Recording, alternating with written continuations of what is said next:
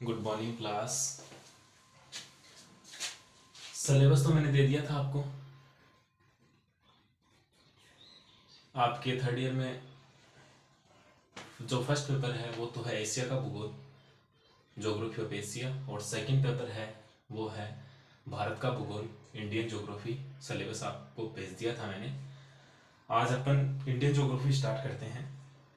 Indian geography के अंतर्गत अपना जो पहला जो चैप्टर था आपको लिखाया था वो था दक्षिण एवं दक्षिण पूर्वी एशिया के संदर्भ में भारत की स्थिति। तो आप चैप्टर का नाम डाल लो, दक्षिण एवं दक्षिण पूर्व एशिया के संदर्भ में भारत की स्थिति। पहला चैप्टर अपने स्टार्ट करते हैं, India in the context of south and south east Asia. ये अपना चैप्टर रहेगा फर्स्ट। और पहले चैप्टर में आपको हेडिंग डालनी है नेमिंग ऑफ इंडिया, मतलब हेडिंग डालनी है आपको भारत का नामकरण, कि भारत का नामकरण कैसे हुआ। तो अपन सबसे पहले भारत का नामकरण के बारे में अपन पढ़ते हैं। अब देखो, भारत को अनेक नामों से जाना जाता है। सबसे पहले अपन प्राचीन काल की बात करेंगे।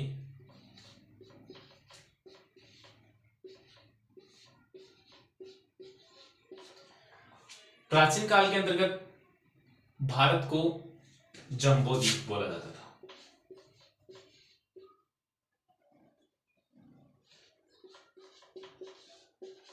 प्राचीन काल के अंतर्गत भारत को जम्बूद्वीप बोला जाता था। क्यों?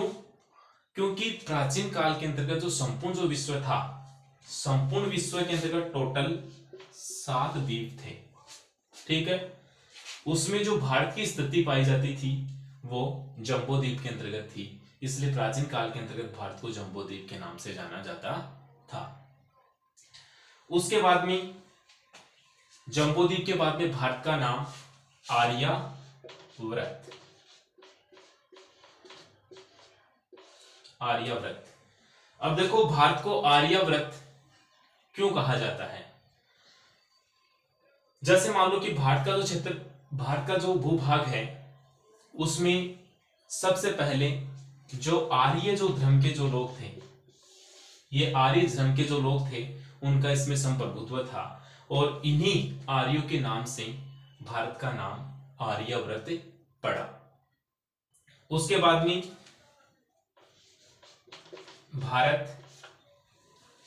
भारत कैसे, ये जो आर्य जो धर्म के जो लोग भारत के अंदर निवास करते थे, इनका एक सर्वोच्च राजा था, मतलब सबसे अच्छा इनका राजा था। उसका नाम था, उस राजा का नाम था भरत, ठीक है ना। आर्यों का जो राजा था उसका नाम था भरत, और इसी के नाम पे, इस जो भरत राजा के नाम पे भारत का नाम क्या हुआ था? भारत, ठीक है। उसके बाद में भारत के और नामों की अपन बात करेंगे।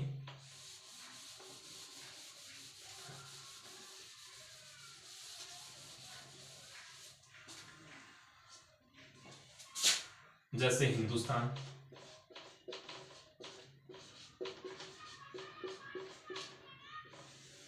हिंदुस्तान कैसे? अब देखो, भारतीयों के अंतर्गत, मतलब भारत जो देश है उसके अंतर्गत बहुत सारे लोग आए थे। उसमें मुख्य हैं ईरानी और यूनानी, ठीक है। अब देखो, भारत का जो उत्तर वाला क्षेत्र था, ये वाला क्षेत्र, यहां पर एक नदी बहती है, यहां से देखो ये मानसरोवर झील से निकल के आती है, फिर भारत में बहने के बाद फिर पाकिस्तान में चली जाती है। उस नदी का नाम है सिंधु नदी। उस नदी का नाम क्या है? सिंधु नदी। अब देखो, ये ईरानी लोग आए थे। ईरानी जो लोग थे वो है, मतलब इस शहर को है पढ़ते थे, इसलिए उन्होंने सिंधु नदी को बोला क्या? हिंदू नदी। सिंधु नदी को क्या कहा था? हिंदू नदी कहा।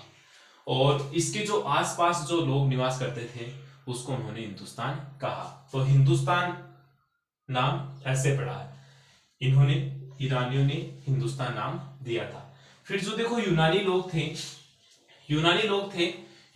ने जो सिंधु नदी थी, इस सिंधु नदी को उन्होंने इंडस कहा। और यहाँ की जो इंडस और इस सिंधु नदी के जो आसपास जो लोग निवास करते थे, या जो सिंधु नदी के आसपास वाला जो क्षेत्र था, उसको इन्होंने क्या कहा? इंडिया। इसको क्या कहा? इंडिया कहा। तो ऐसे तो भारत का नामकरण पड़ा है। एक बार दोबारा से देख लो कि भारत को कौन कौन से नामों से जाना जाता है और कैसे इनका नामकरण पड़ा है। तो देखो, सबसे पहले तो भारत को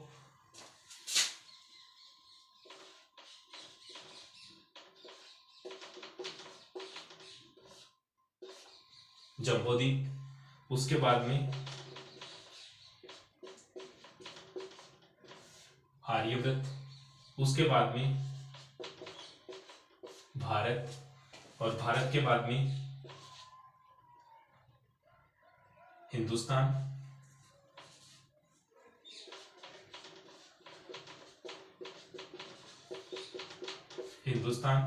और हिंदुस्तान के बाद में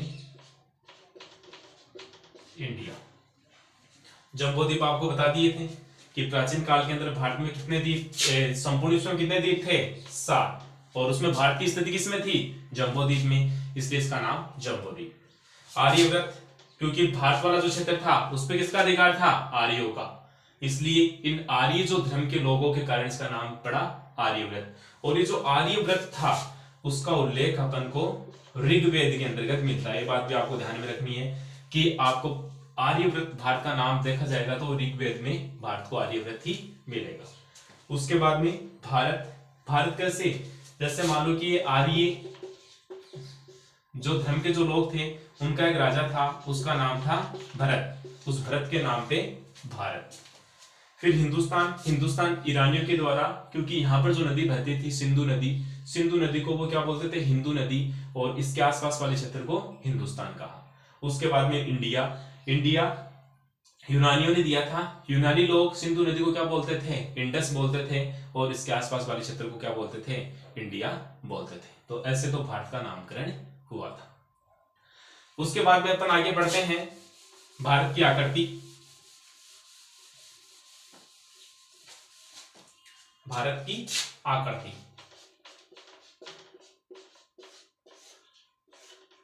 एग्जाम में क्वेश्चन आ जाए कि भारतीय आकृति कैसी है, तो आपको क्या बतानी है कि भारतीय आकृति कैसी है? तो भारतीय आकृति है चतुष्कोणीय। ये बात भी आपको ध्यान में रखनी है, कॉपी में लिख भी सकते हो आप कि भारतीय आकृति कैसी है? चतुष्कोणीय भारत की आकृति है। उसके बाद में अपन भारत की स्थिति की बात करेंगे। भारत की स्थिति या स्थिति, ठीक है। अब देखो, स्थिति पढ़ने से पहले आपको अक्षांश और देशांतर रेखाओं का पता होना चाहिए, और अक्षांश और देशांतर रेखाएं आपको बहुत बार बता भी दी है। अगर ध्यान में नहीं है तो एक बार दोबारा से देख लो। ग्लोब होता है, उसमें ग्लोब में मुख्य रूप से 2 प्रकार की रेखाएं पाई जाती है। जैसे मान लो ये ग्लोब है, उसमें 2 प्रकार की रेखाएं पाई जाती है। पहली रेखा तो इस प्रकार की, जैसे तो इक्वेटर है 0 डिग्री अक्षांश, जिसको अपन भूमध्य रेखा बोलते हैं। और भूमध्य रेखा संपूर्ण जो ग्लोब को मुख्य रूप से 2 भागों में बांटती है। इसके ऊपर वाला भाग है उत्तरी ध्रुव और नीचे वाला भाग है दक्षिणी ध्रुव। तो एक तो ग्लोब में इस प्रकार की रेखाएं पाई जाती हैं।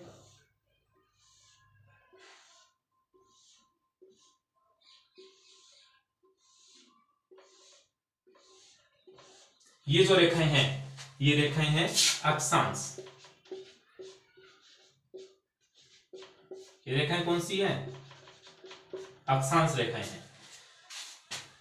अगर बस सिंपली भाषा देना चाहो तो आप ग्लोब के अंतर्गत पाई जाने वाली वह रेखा, जैसे मान लो ये वाला भाग उत्तर दिशा है, ये दक्षिण, ये पूरब और ये पश्चिम। तो ग्लोब में पाई जाने वाली वह रेखा जो पूरब और पश्चिम दिशा को आपस में मिलाती हैं वो है अक्षांश रेखाएं।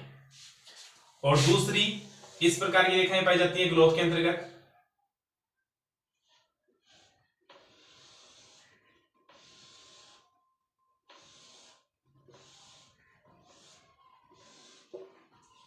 ये रेखाएं कौन सी है? ये है देशांतर रेखाएं।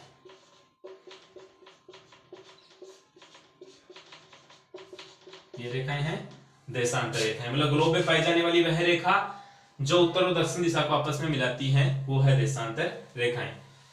अपन को बात करनी है, भारत की स्थिति देखनी है। अपन को भारत की स्थिति किसमें देखनी है? ग्लोब में। तो देखो सबसे पहले तो आपको ध्यान में रहना चाहिए ये 0 डिग्री अक्षांश रेखा, ठीक है। अब देखो 0 डिग्री अक्षांश रेखा है, इसको अपन भूमध्य रेखा बोलते हैं। तो सबसे पहले तो आपको ये पता होना चाहिए जो ये भारत है ये भूमध्य रेखा के उत्तर के अंतर्गत स्थित है, ठीक है ना। अगर आपको कोई पूछे कि भूमध्य रेखा भारत के कौन सी दिशा में, तब तो आपको बतानी है कि दक्षिण दिशा में। और भूमध्य रेखा के भारत कौन सी दिशा में स्थित है? उत्तर के अंतर्गत। तो पहली बात तो आपको ध्यान में रखनी है, अगर आपको स्थिति बतानी है तो स्थिति में आपको ये ध्यान में रखना है कि भारत पूर्णतः भूमध्य रेखा के उत्तर में स्थित है, मतलब उत्तरी गोलार्ध में भारत स्थित है। अब भारत की अपन स्थिति की बात करें तो भारत की स्थिति देखो यहां से, ठीक है। अब देखो एक बात बता दूं मैं आपको कि ये भारत उत्तर, ये दक्षिण, ये पूर्व और ये पश्चिम। तो देखो सबसे पहले भारत का जो उत्तरी जो पॉइंट बिंदु है उत्तर जम्मू कश्मीर, और लास्ट जो पॉइंट है उसको अपन क्या बोलते हैं? इंदिरा कौल। भारत का सबसे उत्तरतम जो बिंदु है उसको इंदिरा कौल कहा जाता है। और जो सबसे दक्षिणतम बिंदु है यहां, इसको बोलते हैं इंदिरा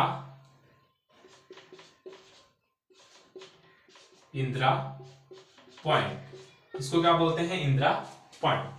अब देखो भारत का स्थिति की बात करें तो भारत की सबसे पहले अक्षांशीय स्थिति देखते हैं। तो भारत की स्थिति है 8 डिग्री 4 मिनट से लेकर 37 डिग्री 6 मिनट, ठीक है। ये तो है भारत का अक्षांशीय विस्तार, ये आपको ध्यान में भी रखना है, नोट कर लो इसको। अगर आपके एग्जाम में ये क्वेश्चन आ जाए तो आप ये पूछ सकता है एग्जाम के अंतर्गत कि भारत का अक्षांशीय विस्तार कितना है, तो आपको बताना है 8 डिग्री 4 मिनट से लेकर 37 डिग्री 6 मिनट यहां से, ठीक है ना। क्योंकि इंदिरा पॉइंट है आज का जलमग्न है, इसलिए भारत का जो दक्षिणतम बिंदु है उस कन्याकुमारी को माना गया है। तो यहां से लेकर यहां तक ये भारत की जो अक्षांशीय विस्तार है वो 8 डिग्री 4 मिनट से लेकर 37 डिग्री 6 मिनट उत्तरी अक्षांश। अब देखो अगर यहां से पूछ ले, ठीक है ना, कि भारत का संपूर्ण पूछे, तो यहां से अगर बात की जाए तो यहां से आपको बताना है 6 डिग्री 4 मिनट, ठीक है। पूरे भारत का अगर पूछा जाए तब तो आपको बताना है 6 डिग्री 4 मिनट से लेकर 37 डिग्री 6 मिनट। अगर आपको यहां से कन्याकुमारी जो मुख्य भूमिका पूछ ले तब आपको बताना है 8 डिग्री 4 मिनट से लेकर 37 डिग्री 6 मिनट। ये तो है भारत का अक्षांशीय विस्तार। अब अपन देशांतरों की बात करते हैं।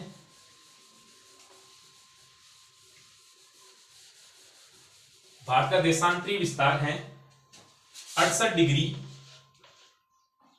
7 मिनट से लेकर 97 डिग्री 25 मिनट। ये भारत का है देशांतरीय विस्तार। ये क्या है? भारत का देशांतरीय, ये भारत का देशांतरीय विस्तार है, ठीक है ना। 68 डिग्री 7 मिनट से लेकर 97 डिग्री 25 मिनट, ठीक है। अब देखो मैंने आपको भारत का उत्तरतम बिंदु आपको बता दिया, मैंने कौन सा? इंदिरा कौल। दक्षिणतम बिंदु आपको बता दिया इंदिरा पॉइंट, ये जलमग्न है इसलिए कन्याकुमारी। तो सबसे दक्षिणतम बिंदु आपको कन्याकुमारी बोल सकते हो। स्थलीय भाग का, अरब से जल वाले भाग का पूछना है तो आपको इंदिरा पॉइंट। इधर गुजरात, पश्चिमतम बिंदु वो है गौर मोता, गुजरात, ठीक है ना। और इधर अरुणाचल प्रदेश वो है किपीथू, ठीक है ना। पूर्वोत्तम बिंदु है किपीथू। तो ये भी बात ध्यान में रखना है। उत्तरतम बिंदु इंदिरा पॉइंट, दक्षिणतम बिंदु है उत्तरतम बिंदु इंदिरा कौल, दक्षिणतम बिंदु इंदिरा पॉइंट। इधर पश्चिम वाला बिंदु है गौरमोता गुजरात, और पूर्व वाला बिंदु है किपीथू अरुणाचल प्रदेश के अंतर्गत स्थित है। तो ये है भारत का अक्षांशीय और देशांतरीय विस्तार। एक बार दोबारा से देख लो, भारत का अक्षांशीय विस्तार कितना है? 8 डिग्री 4 मिनट से लेकर 37 डिग्री 6 मिनट, ये भारत का अक्षांशीय विस्तार है। और भारत का देशांतरीय विस्तार कितना है? भारत का देशांतरीय विस्तार है 68 डिग्री 7 मिनट से लेकर 97 डिग्री 25 मिनट, ये भारत का है देशांतरीय विस्तार, ठीक है। भारत का उत्तरतम बिंदु आपको बता दिया इंदिरा कौल, दक्षिणतम बिंदु है इंदिरा पॉइंट, पश्चिम वाला बिंदु है गौरमोता, और पूर्व वाला बिंदु है किपितु अरुणाचल प्रदेश के अंतर्गत। तो ये बात आपको ध्यान में रखनी है। भारत का नामकरण हो गया, भारत की स्थिति हो गई, भारत की आकृति हो गई। अभी अपन भारत के विस्तार की बात करेंगे। विस्तार में आपको याद करना है, एक तो भारत का कुल क्षेत्रफल, तो भारत का कुल क्षेत्रफल है 32,87,263 वर्ग किलोमीटर।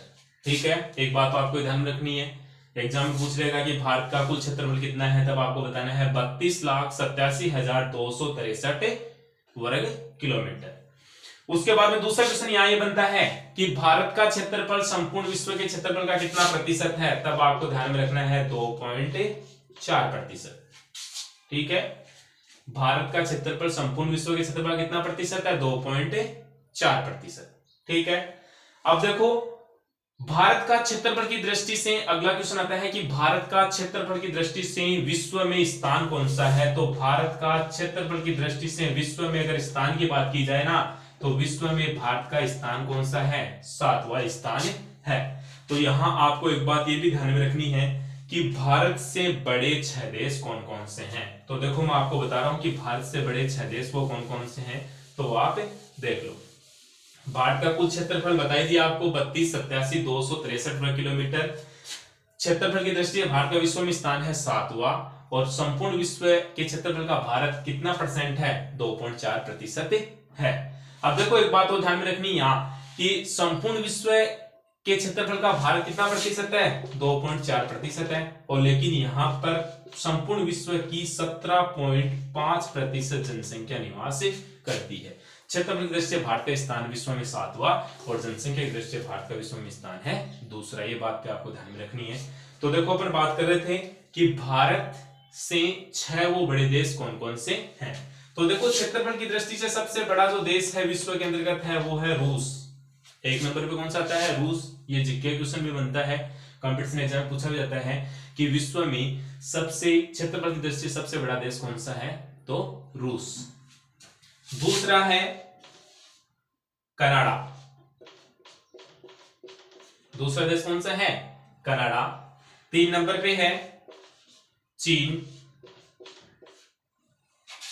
4 नंबर पे है अमेरिका।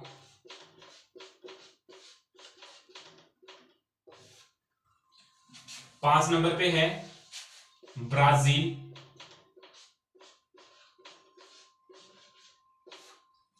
6 नंबर पे है ऑस्ट्रेलिया।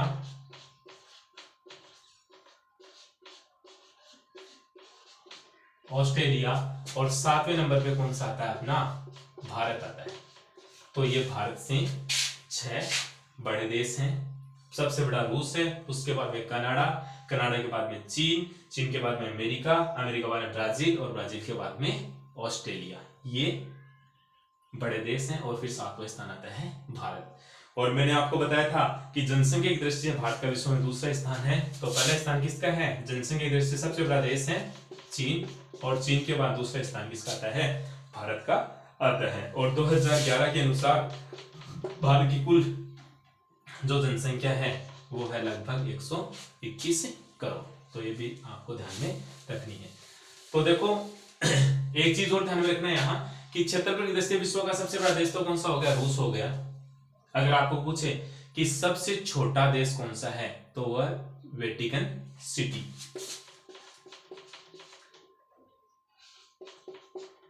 वेटिकन सिटी ये क्षेत्रफल की दृष्टि से विश्व का सबसे छोटा देश है। इसका क्षेत्रफल लगभग है 0.44 वर्ग किलोमीटर। वेटिकन सिटी है, ये विश्व का सबसे छोटा देश है क्षेत्रफल की दृष्टि से। ठीक है, ये इटली के अंतर्गत है। तो भारत के अपन विस्तार की बात कर रहे थे।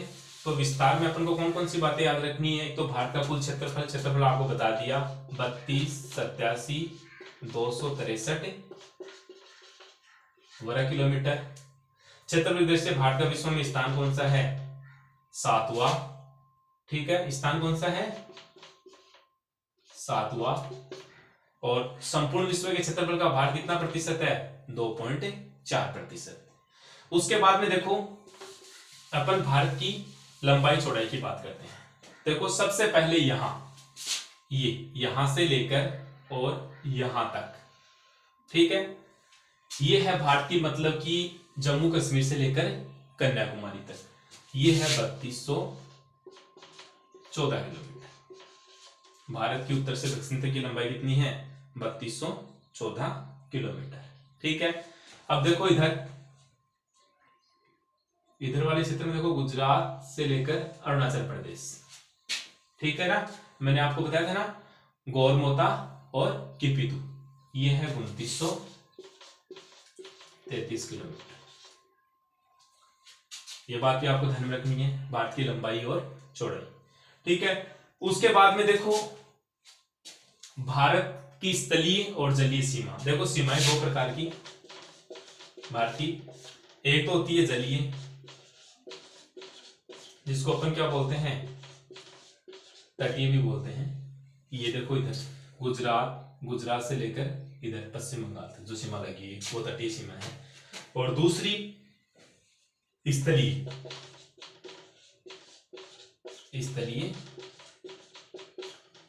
सीमा, स्थलीय सीमा ये है, ठीक है ना। तो भारत की जो स्थलीय सीमा है भारत की 15,200 किलोमीटर। और भारत की जो जलीय सीमा है, तटीय सीमा, मुख्य भूमि की, देखो यहां से तटीय सीमा पर कौन कौन से राज्य स्थित है वो देख लो एक बार। सबसे पहले आता है गुजरात के बाद में महाराष्ट्र के बाद में गोवा के बाद में कर्नाटक के बाद में केरल के बाद में तमिलनाडु के बाद में आंध्र प्रदेश के बाद में उड़ीसा के बाद में पश्चिम बंगाल। ये मुख्य भूमि से। तो अगर आपको पूछे कि मुख्य भूमि से जो तटरेखा लगती है उसकी लंबाई तो है 6100 किलोमीटर। अगर आपको पूछ ले कि संपूर्ण जो तटीय रेखा है उसकी लंबाई पूछ ले, संपूर्ण में कौन से आगे? इसमें अंडमान निकोबार द्वीप समूह, लक्षद्वीप भी आगे, ठीक है ना, ये द्वीप समूह है। तो द्वीप समूह सहित तटरेखा की लंबाई तब आपको ध्यान में रखना है 7516.6 किलोमीटर, ठीक है। इसमें दो क्वेश्चन बनते हैं। एक तो पहला क्वेश्चन आपको ये बनेगा कि भारत की मुख्य भूमि से लगने वाली तटीय सीमा की लंबाई कितनी है, तब आपको बतानी है 6100 किलोमीटर, ठीक है। दूसरा कि द्वीप समूह सहित भारत की कुल तटरेखा की लंबाई कितनी है, तब आपको बताना है 7516.6 किलोमीटर। और भारत की स्थलीय सीमा वो है 15,200 किलोमीटर, ठीक है। अब देखो ये जो तटीय सीमा, आपको बोल दे कि तटीय सीमा भारत की कितने राज्यों से लगती है, तो वो राज्य आपको बता दिया। जैसे मान लो 1 नंबर पे गुजरात, 2 नंबर पे महाराष्ट्र, 3 नंबर पे गोवा, 4 नंबर पे कर्नाटक, 5 नंबर पे केरल, 6 नंबर पे तमिलनाडु, 7 नंबर पे आंध्र प्रदेश, 8 नंबर पे उड़ीसा और 9 नंबर पे है पश्चिम बंगाल। तो आपको पूछे कि तटरेखा कितने राज्यों से लगती है भारत के, तो इसमें आपको ध्यान में रखना है 9 राज्यों से लगती है। देखो एक क्वेश्चन और बनता है यहाँ पर, एक क्वेश्चन ये बनता है कि भारत का ऐसा कौन सा राज्य है जिससे तटीय सीमा सबसे ज्यादा लगती है, तो राज्य की पूछी जाए तब तो गुजरात, ठीक है ना, सबसे ज्यादा राज्य की पूछी जाए तब तो गुजरात। अगर केंद्र शासित प्रदेशों की पूछी जाए तब आपको बताना है अंडमान और निकोबार द्वीप समूह, ठीक है। और भारत का ऐसा कौन सा राज्य है जिससे सबसे कम तटीय सीमा लगती है, वो आपको बताना है गोवा, ठीक है ना। गोवा ऐसा राज्य है जिससे सबसे कम तटीय सीमा लगती है, ठीक है। स्थलीय सीमा मैंने आपको बताई दी है 15,200। अब देखो एक बात और मैं बताता हूं कि ये जो स्थलीय सीमा है वो कौन कौन से देशों के साथ लगती है, तो वो आप नोट कर लीजिए कि भारत की स्थलीय सीमा कौन कौन से देशों के साथ लगती है। तो देखो भारत की स्थलीय सीमा सबसे ज्यादा तो लगती है बांग्लादेश के साथ। बांग्लादेश के साथ लगती है 4096 किलोमीटर, नोट कर लो आप।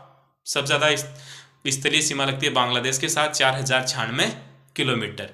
उसके बाद में दूसरे नंबर पे लगती है चीन के साथ। चीन के साथ लगती है 3,917 किलोमीटर।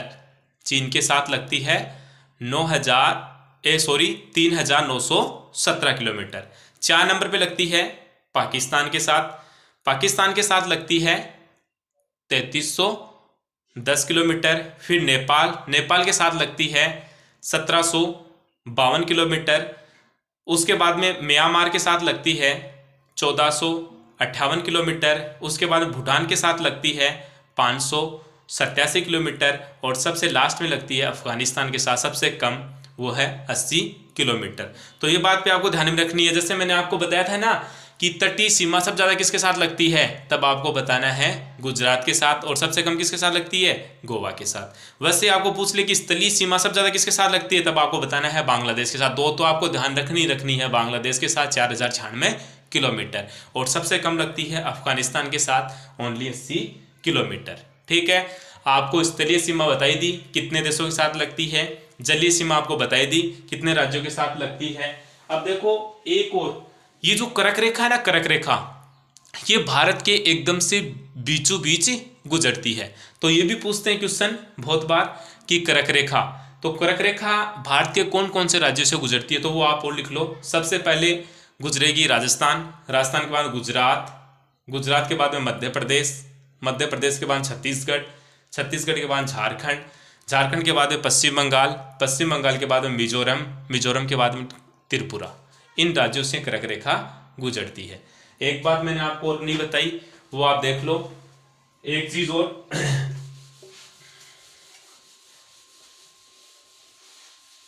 मानक समय, भारत का मानक समय माना गया है 82.5 डिग्री। ठीक है ना, 82.5 डिग्री पूर्वी जो देशांतर रेखा है उसको भारत का मानक समय माना गया है। मानक समय माना गया है 82.5 डिग्री पूर्वी जो देशांतर रेखा है उसको भारत का मानक समय माना गया है। अब मानक समय क्या होता है, मानक समय जैसे मैंने आपको बताया कि भारत का देशांतरीय विस्तार कितना है, 68 से लेकर 97। ठीक है ना, 68 से 97। इनमें 68 में 97 देखा जाए तो लगभग कितने डिग्री का अंतर हो गया, 29 डिग्री का अंतर पाया जाता है।